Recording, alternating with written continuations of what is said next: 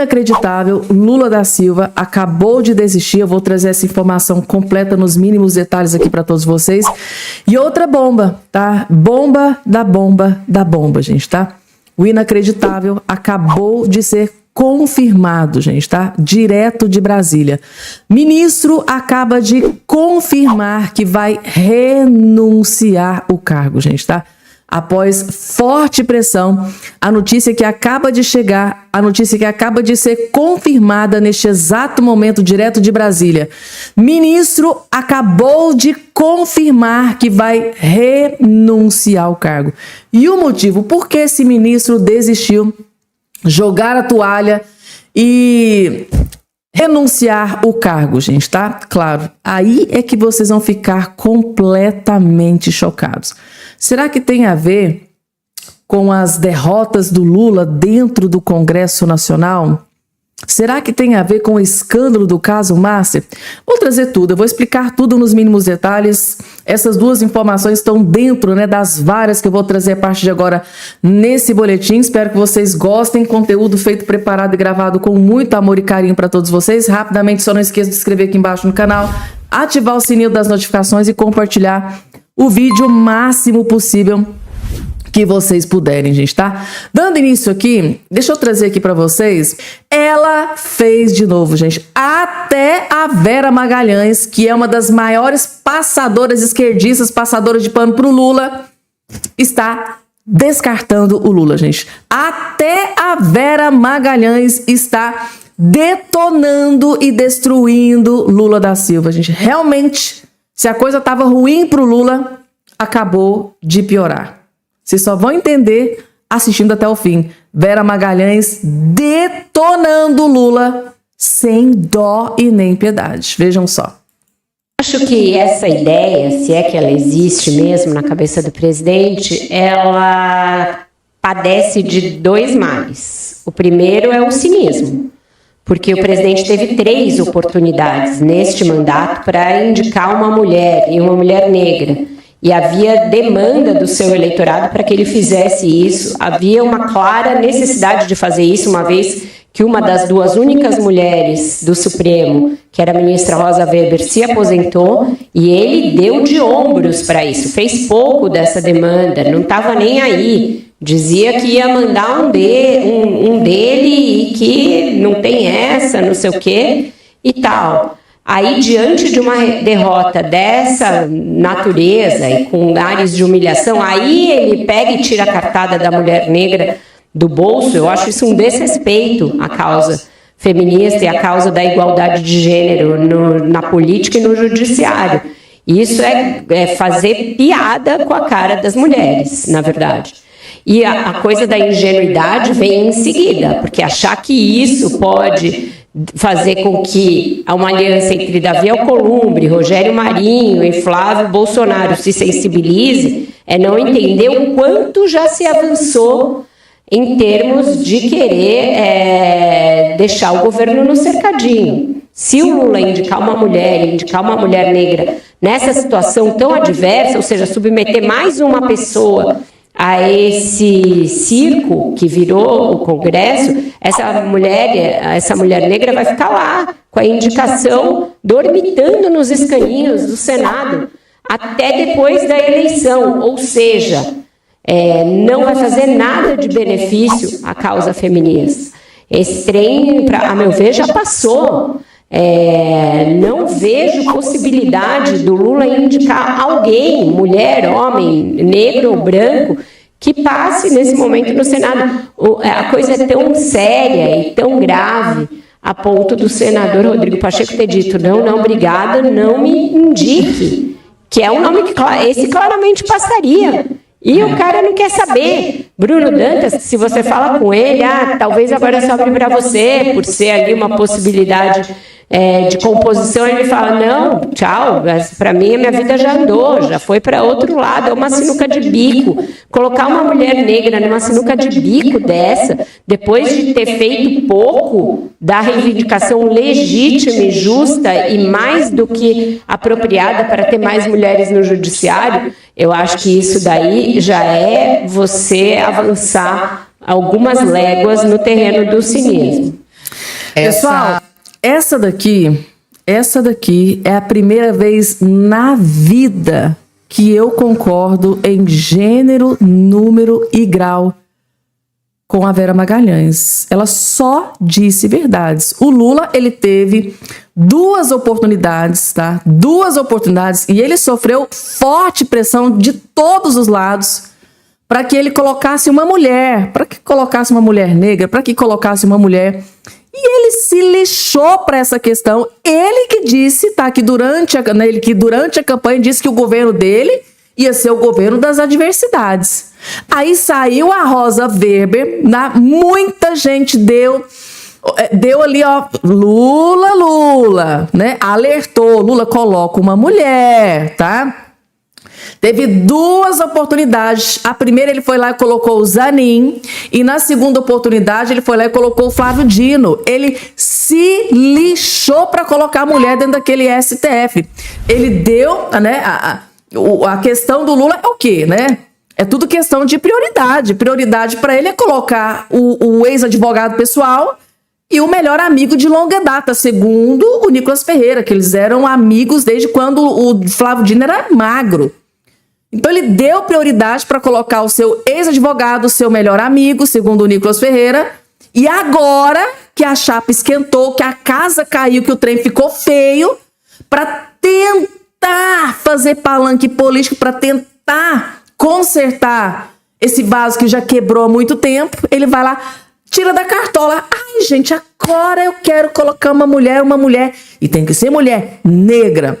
Ou seja, gente, se o Lula não conseguiu enganar nem a Vera Magalhães, que é uma grande passadora de pano para ele, imagina o povo brasileiro, a oposição. Vocês acham que alguém vai comprar que o Lula agora se converteu, agora ficou bonzinho? Não, gente, o Lula, para fazer isso, para ter que tomar uma decisão, precisou o quê? A água bater no pescoço. Agora, com a água bater no pescoço, agora eu vou ter que escolher, né? Uma mulher, né, gente? Então não é porque o coração dele é bom, não é porque é o governo da diversidade, não é porque o Lula é bonzinho, não é porque o Lula tem empatia com as mulheres.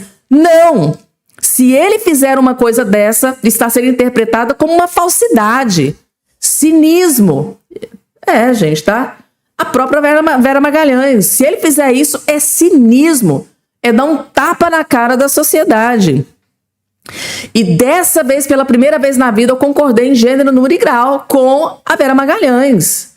Ninguém tá querendo ser indicado pelo Lula. O Lula, gente, perdeu toda e qualquer credibilidade, tá? O Dantas não quer ser indicado, o Rodrigo Pacheco não quer ser indicado, porque eles já sabem que o Davi Alcolumbre não tem interesse em colocar para sabatina, não colocar para votação nenhum indicado do Lula.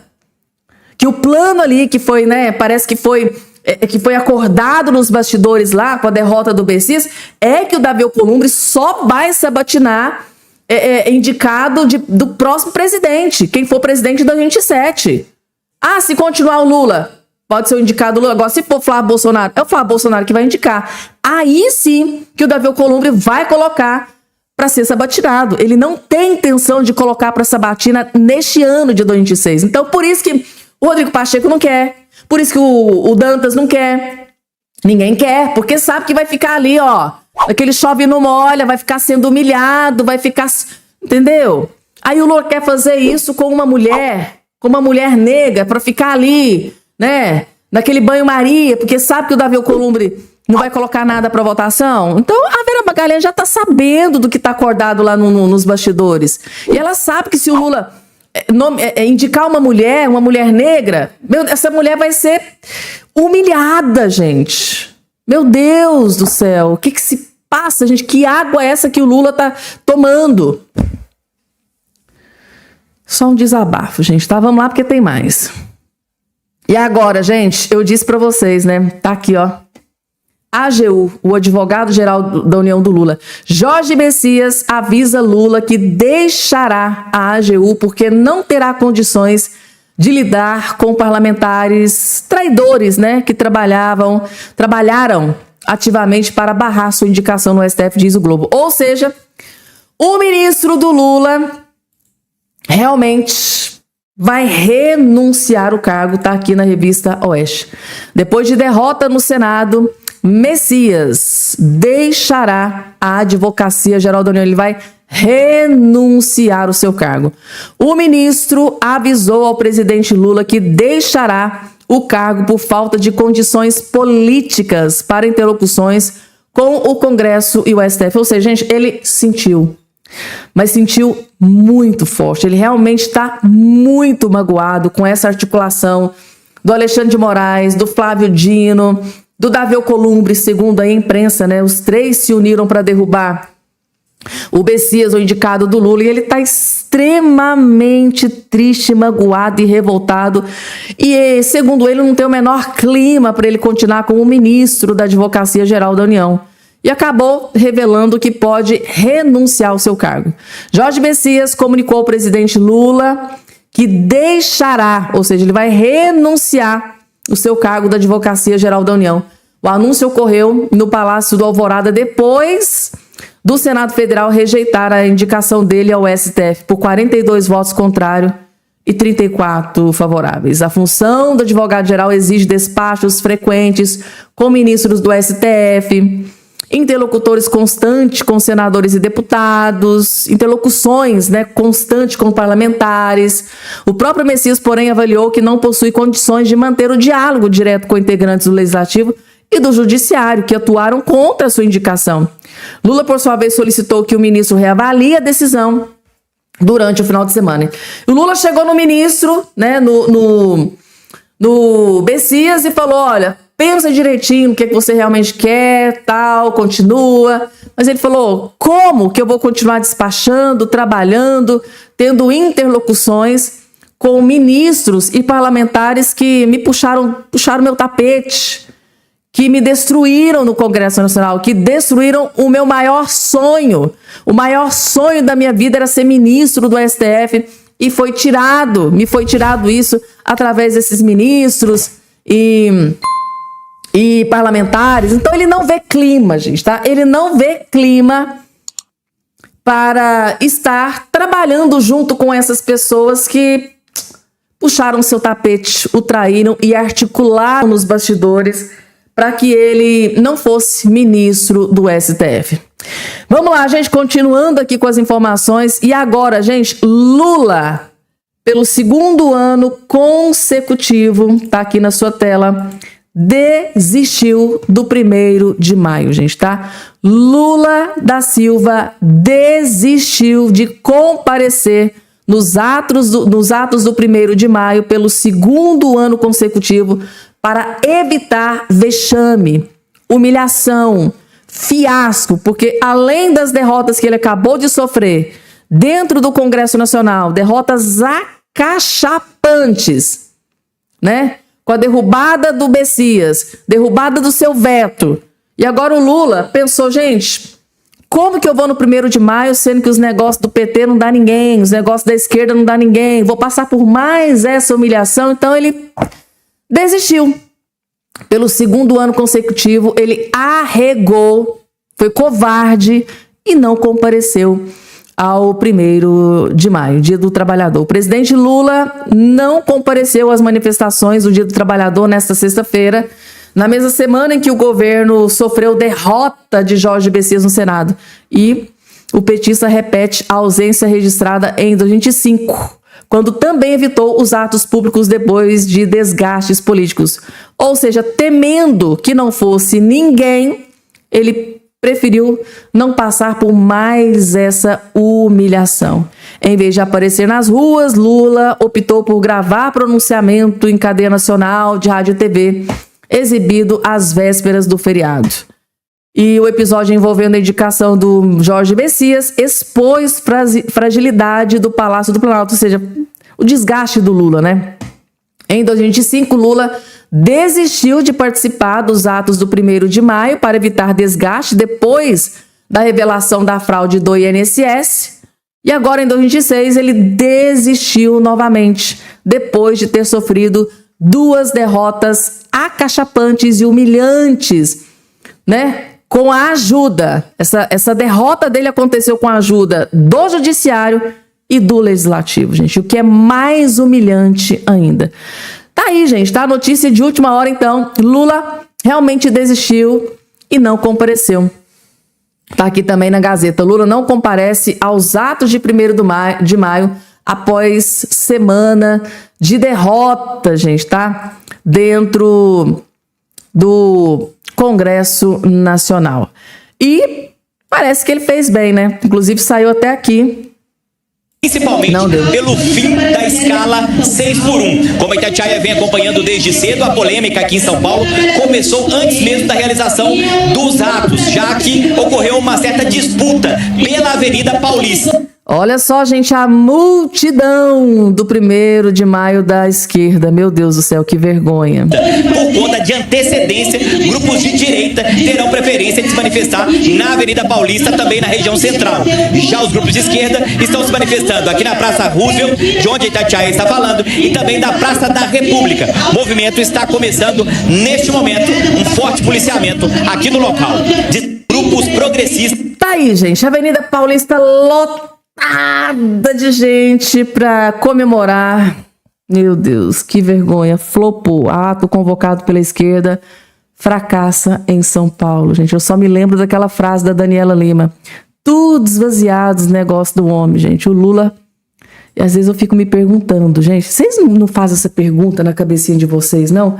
Gente, como que o Lula venceu essa última eleição? Eu fico buscando alguma justificativa, eu não consigo entender, gente, os atos do Lula, tudo esvaziado. E a pergunta que fica, como que o Lula venceu o Bolsonaro nesse último pleito eleitoral, se o Lula não tem público, gente?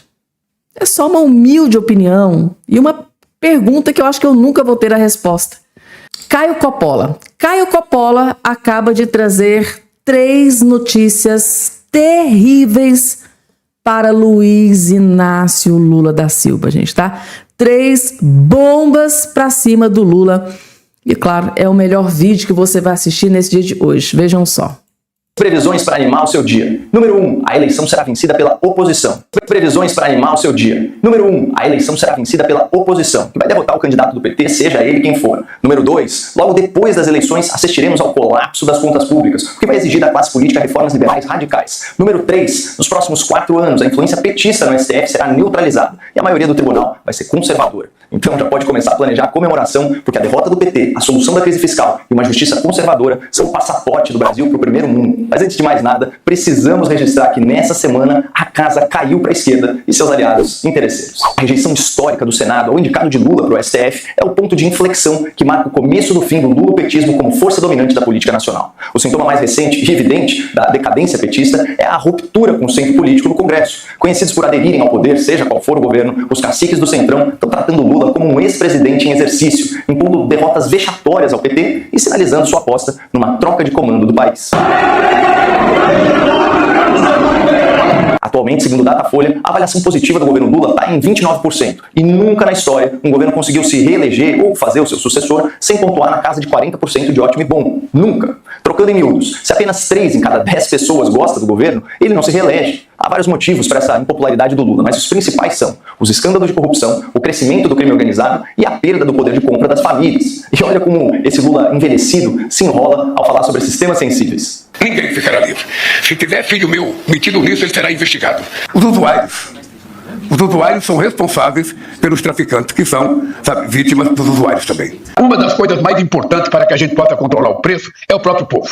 Você sabe disso. Se você vai no supermercado aí em Salvador e você desconfia que tal produto está caro, você não compra. Depois de machucar o bolso do eleitor, fica muito mais difícil pedir voto prometendo picanha. Por tudo isso, daqui a alguns meses, sai o PT e entra um novo governo. Mas o que ele vai encontrar? Nada. Porque o dinheiro acabou, é o que se chama de apagão fiscal. E como disse a própria ministra do Lula... Chegou o momento em que 27, seja quem for o próximo presidente da República, não governa com esse arcabouço fiscal, com essas regras fiscais, sem gerar inflação, dívida pública e detonar a economia. Ou seja, precisamos de novas regras, mais eficientes e mais justas. E as elites do funcionalismo e da classe política, por força de necessidade, vão ter que abrir mão de muitos privilégios se quiserem sobreviver. E é aqui que entram as reformas administrativa, fiscal, previdenciária, tributária e do Pacto Federativo. E como dizia Milton Friedman, Nobel de Economia, somente uma crise produz uma mudança real. E nesses momentos, o politicamente impossível se torna politicamente inevitável. Aliás, falando em coisas antes impossíveis, e à luz das revelações sobre o escândalo do Banco Master, é inevitável que a próxima legislatura aprecie pedidos de impeachment em desfavor dos 2 ministros mais envolvidos com Daniel Porcaro e sua rede corrupta. E é aqui que tudo se conecta. A oposição vence as eleições para a presidência da República e renova boa parte do Senado. Esse novo governo influencia a escolha do presidente do Congresso, que vai pautar o impeachment de pelo menos 2 magistrados do Supremo. E se o Lula não conseguir emplacar um outro nome para o STF até o final desse ano, também essa indicação caberá ao seu sucessor. Já fez as contas? O próximo presidente poderá ter uma indicação herdada do Lula, 2 indicações por impeachment de ministros e 3 indicações por aposentadoria compulsória. Sim, no melhor dos cenários, o futuro presidente indicará 6 ministros ao STF, o que por si só já seria suficiente para garantir uma maioria do colegiado por décadas. Claro que a política é imprevisível e o futuro a Deus pertence, mas parece que estamos diante da nossa última chance para conduzir o país finalmente para o século XXI, livrando o governo do atraso petista e salvando os tribunais do autoritarismo de Torbon. E nessa semana nós testemunhamos um marco histórico desse processo. Que bom! Gente do céu, a questão dos ministros do STF, eu tô chocada. A depender dos movimentos políticos, o Flávio Bolsonaro, que se Deus quiser vai ser o nosso futuro presidente do Brasil, poderá indicar 6 ministros no STF. Gente, eu tô chocada, eu tô perplexa com isso aqui, gente. Meu Deus do céu, que plot twist carpado é esse que pode acontecer, gente? Ou seja, 6 indicados, gente, seria o quê, gente? Uma grande reviravolta dentro daquele STF. Meu Deus, gente, sem a menor sombra de dúvida, um dos melhores vídeos do Caio Coppola, trazendo uma informação mega importante. Eu acho que todo cidadão, todo eleitor de direita, todo apoiador do Bolsonaro, todo eleitor do Flávio Bolsonaro, todo patriota, todos, gente, tá? Deveriam assistir esse vídeo. 6, gente, o Flávio Bolsonaro, a depender do game político, pode indicar até 6 ministros. Meu Deus do céu, gente, é simplesmente assim, eu tô aqui chocada com isso, gente. Que notícia boa, gente, tá? Deu até uma injeção de ânimo para continuar fazendo campanha pro Flávio Bolsonaro. Agora sim, gente, tá? Deu aqui uma injeção de ânimo. Meu Deus do céu, gente, será? Lembrei até daquele meme. Será que Flávio Bolsonaro poderá indicar 6 ministros do STF? Ou seja, né, com um e outro lá sofrendo impeachment, né, com uns aposentando. Gente, tá? E fora que a vaga do Barroso, né, o Lula pode perder e pode ficar para o Flávio Bolsonaro. Em um vídeo ontem que eu expliquei nos mínimos detalhes essa questão, porque parece que o Davi Alcolumbre não tá nem um pouquinho preocupado em sabatinar o novo indicado do Lula aqui neste ano de 2026. Parece, gente, tá? Surgiu um burburinho ali nos bastidores que isso pode ter sido entrado num acordo, né, para a derrubada do Jorge Bessias na votação dessa última semana, gente. Eu tô chocada. Compartilhem, gente. Explode, compartilhem, deixa o joinha, deixa o like de vocês, que quando vocês deixam o joinha, deixa o like, a própria plataforma entende que o conteúdo é importante, é relevante e compartilha para as outras pessoas que querem ter acesso, que gostam desse tipo de conteúdo. Compartilhem e deixa o joinha de vocês. Vamos lá, porque agora chegou a vez do Rodrigo Constantino, gente, tá? Que partiu para cima do Lula sem dó e nem piedade.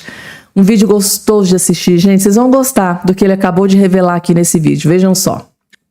Uma batalha por vez, não dá para abraçar todas as batalhas ao mesmo tempo, abrir tudo que é frente de batalha, porque a gente vai perder. Então sim, foi uma vitória muito importante, foi uma derrota mais uma, acachapante para o Lula, né? Basta ver o placar, ou seja, o seu veto foi derrubado de forma significativa, né? Com um brado retumbante, um recado muito claro de que essa é uma pauta importante para o povo brasileiro. Não podemos aceitar presos políticos, não podemos aceitar a narrativa de que houve uma tentativa de golpe e que a Débora, com seu batom atômico, quase derrubou a democracia brasileira e merece 14 anos de prisão. Não podemos aceitar isso. Então, a filha do Clezão está coberta de razão. O ideal seria anular todas essas combinações, esses julgamentos. Isso tem que passar pelo Poder Judiciário, hoje não é um caminho viável. A segunda alternativa é o Legislativo aprovar uma anistia ampla, geral e restrita. Isso, quando foi negociado esse PL da dosimetria, e a gente tem que lembrar, né, que é da turma ali do Aécio Neves, do Paulinho da Força, quer dizer, não é uma turma boa, digamos assim. Mas quando veio esse projeto dessa forma, vários parlamentares nos bastidores admitiram que veio com uma pressão, e uma pressão do próprio Alexandre de Moraes do tipo, nem tem emendas, porque senão não passa nada.